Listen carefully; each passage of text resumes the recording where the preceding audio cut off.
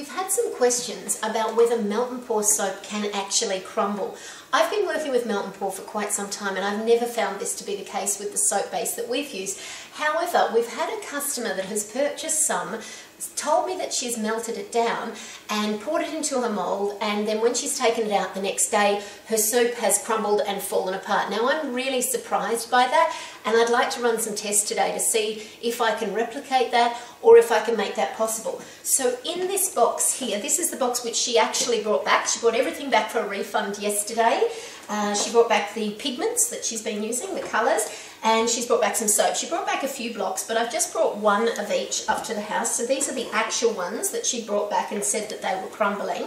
I was having a look at these this morning actually. Something a little bit odd with these is that when they're put together, they don't quite sort of fit. They're a funny shape, so maybe they've got a little bit warm and gone a funny shape, but I'm assuming that it's our soap, as she told me it was, so there's no reason not to believe. So what I thought I'd do to run some full tests on whether a melt and pour soap crumbles or whether it can crumble is, this is the mould that she told me that she used. So I've gone and got 4 of the same moulds. I've got the dyes here.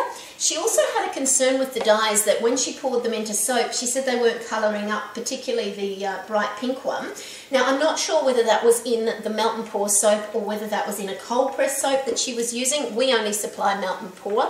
But we'll give it a go today. We'll have a try and see what happens. So I wanted to replicate as closely as I could the products that she was using. So these 2 soaps, there's a clear soap and a white soap. Let's begin with those.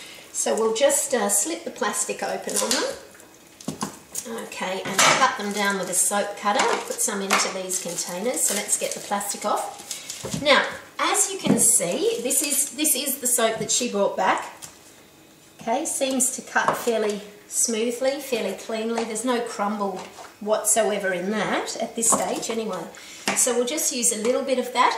I'm not sure whether she was using a stove or a microwave. So I've brought the microwave from the office into my kitchen, and on the stove I've got a pot, and also, really, look, I've been making melt and pour for a long time, and my experience is you can melt it down any way you like. So if I've got some ramekins on the stove, I've got a pot on the stove, I'm just trying to replicate any possible way that we could get this situation occurring.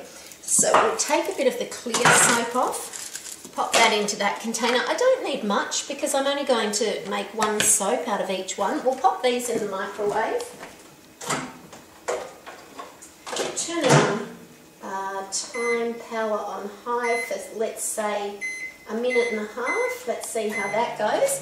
And while that's happening, we'll melt down some of the other soap as well. So cut a little bit of the clear soap and a little bit of the white soap off this particular block. Now she told me that she used essential oils and fragrant oils. I'm assuming they weren't ours. Yeah, that's cutting really nicely, and it's got nice flexible, pliable curves. So let's see what happens with that. So we'll take this one over to the stove. Come with me. What I've got happening here is I've got 1 saucepan with a pot on top. I'll just put the white soap in that one. I've put 2, I only really need 1. And in the ramekin and a frying pan, I'll put the clear soap into that one. That's melting down as soon as it goes in. It's melting really nicely, so that's okay. Now, I'm not sure, I'm probably going to use this soap rather than throw it away, so I think I'd like to add a little bit of fragrance to it if it's for my own use. I'm not sure which, as I said, I'm not sure which one she used, so I'll just take some out of my pantry. I've got a selection here that I use for oil burners, and I know which ones I like. This is an essential oil of Mei Chang. So we'll use that one up today. Now these were brought back to me yesterday, which was Friday the 7th. And today we'll just look at a calendar to prove the date of when we're testing.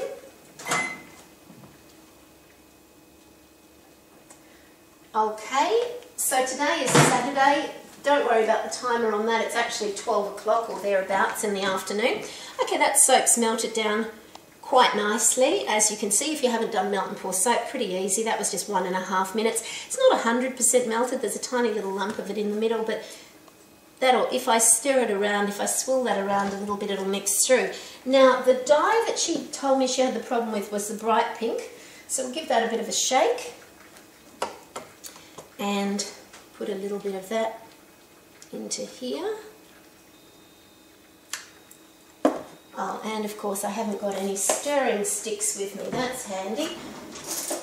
Well, I use the end of a fork.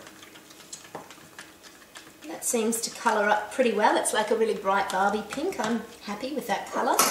Let's give that a little bit of essential oil just so it smells nice. A few drops of essential oil into here. Give that a stir. And let's pour that into this mould.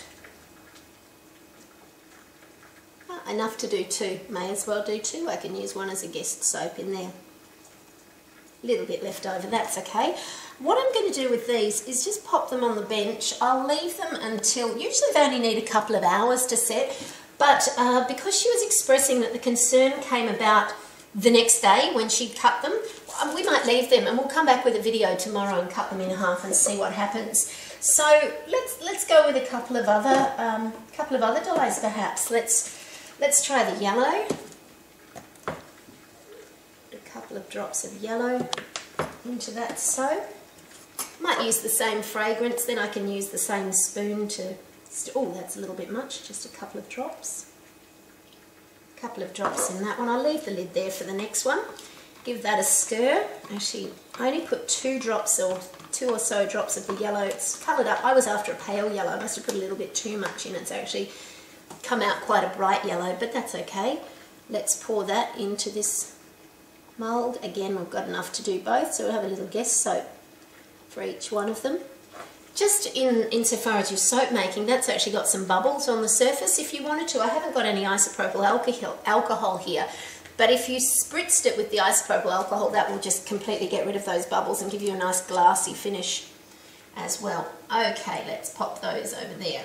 Now let's go over to the stove and see how we're going with our ones melting over here. Okay. The one in the ramekin's not quite melted. The one in the pot, well, it's melted good enough for what we need to do with it. Now, this is my cooking pot, so I don't want to put fragrances in here. It's okay to melt your soap in your cooking pots because it's just like washing them with soap. I don't usually use these for any soap making, but because I'm trying to replicate the concern today, I use the pot. But if I was to put essential oil in there, my dinner's going to taste like essential oil from this point onwards. So what we might do is just, maybe I won't even colour it. Maybe we'll do one soap just pure white. It's got a few little unmelted lumps in that as well, but that's okay. We'll pour that in there, fill that up with the white. Good estimate on the amount of soap I cut off. That can be washed later. Okay, so that's our white one. That's just absolutely the pure soap, nothing whatsoever added to it. And then the last one we've got is our clear soap. Not fully melted actually, probably because the ramekin is stone, it's taking a bit longer. Let's just give that fork a wipe so I don't get the yellow into it. Not fully melted. You know what, we could pop that in the microwave for a few seconds and I think that'll finish that up anyway.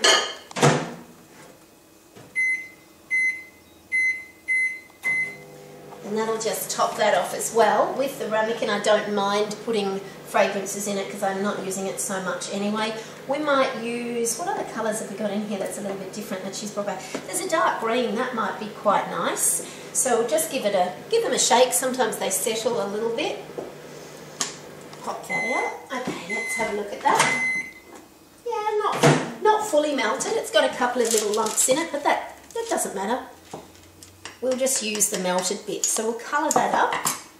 Add a couple of drops of colour into here.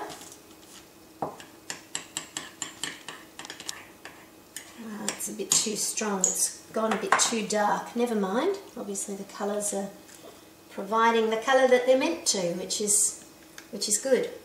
Not quite sure why it didn't colour up. The only thing I can imagine is that it was a cold press soap and there was something else going on with the chemicals, but in the melt and pour these colours seem to be fine. So let's have a look at this one. Pour this.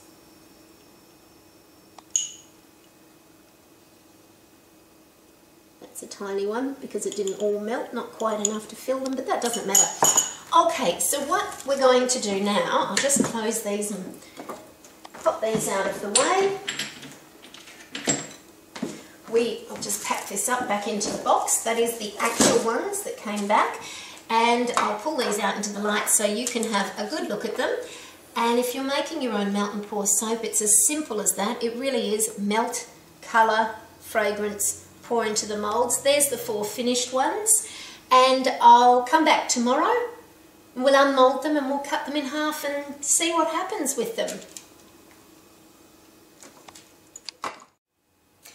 I've just been cleaning up the kitchen and looking at these soaps which we just made.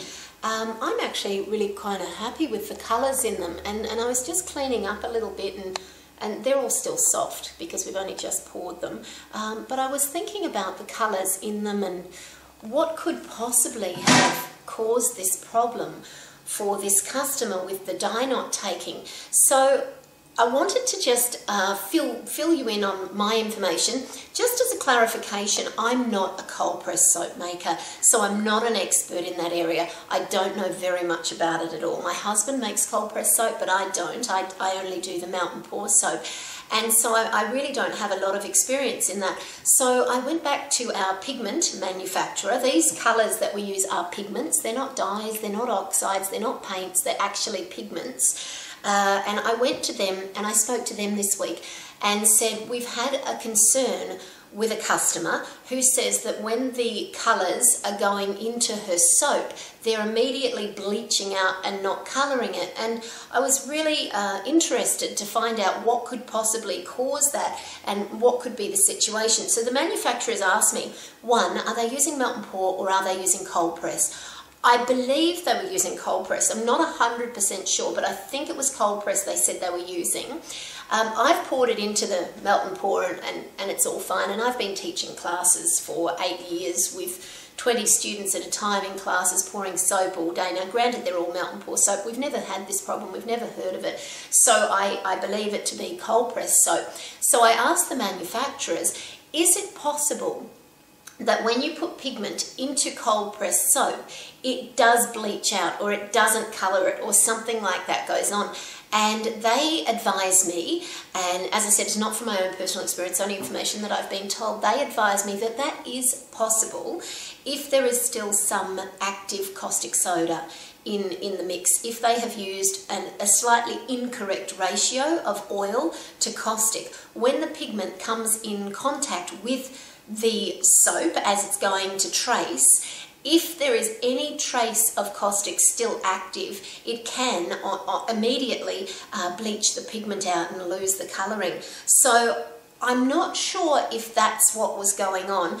With this particular customer, I haven't seen the soap, I haven't got samples of it, I'm only going by what's been told to me. But for those of you who are making cold press soap, that might be something to consider, that possibly if you haven't quite got your ratio of lye or caustic to oil, that it could create some problems with your colourings in it. With melt and pour, we don't have those problems as far as I can see. If anyone else has got anything to add to that, I'd be really keen to hear your experiences and perhaps share it. But we'll leave these. You can have a look at the colours and we'll come back tomorrow and cut them up and take a look at them.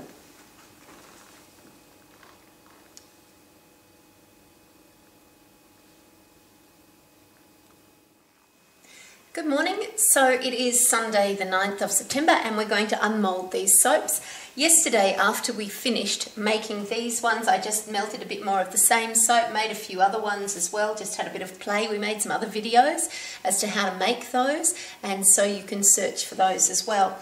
So the date today is, there you go, Sunday 9th of September. Okay.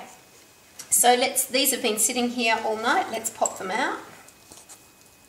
Okay, so we've got the pink clear. Now, I don't remember which one was which. If you go back over the video, you'll know. I can't remember which one we made out of the stove and which one we made out of the microwave. Doesn't matter so much.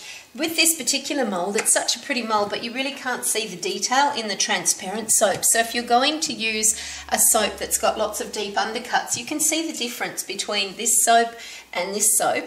And it's purely because the opaque soap will give you a better colouring to it than the transparent. The transparent doesn't show up the details quite so much. Now let's pop the yellow one.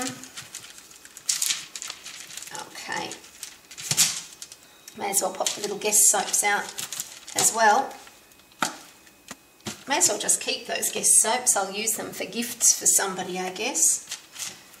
Just because we had a little bit of extra soap yesterday, maybe we may as well make them up. Okay. Oh, the green ones looks pretty. I like those colours. Okay, and the last was our white soap. I think this is the one that we didn't put any fragrance in. Yeah, it's probably not the best as a gift because it doesn't have a nice smell anyway. But nonetheless, it'll look pretty. Wow, it looks great in the white. I really like that look. Okay, fix up our moulds, pop them the right way around, store them over there.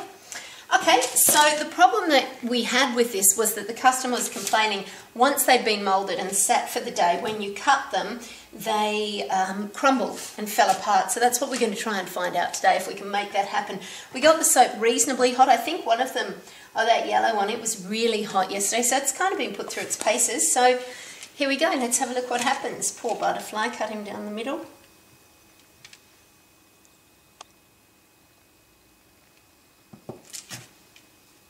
Okay, well, you can have a close-up on the cut. It's definitely not crumbly. It's nice and smooth and pliable. In fact, if I got a potato peeler out, you'd probably see the complaint was that it wouldn't shave, it wouldn't curl. Let's have a look at that. Okay, so I'm obviously not getting the same problems. That's curling up quite nicely. That's really quite soft, curly, pliable. I'm not getting any problems with that whatsoever. Okay, well, let's try it with the opaque soap, see if that gets a bit of a crumble up with it. Let's go for the white. Pretty well exactly the same. You can have a really good close-up on that if you want to.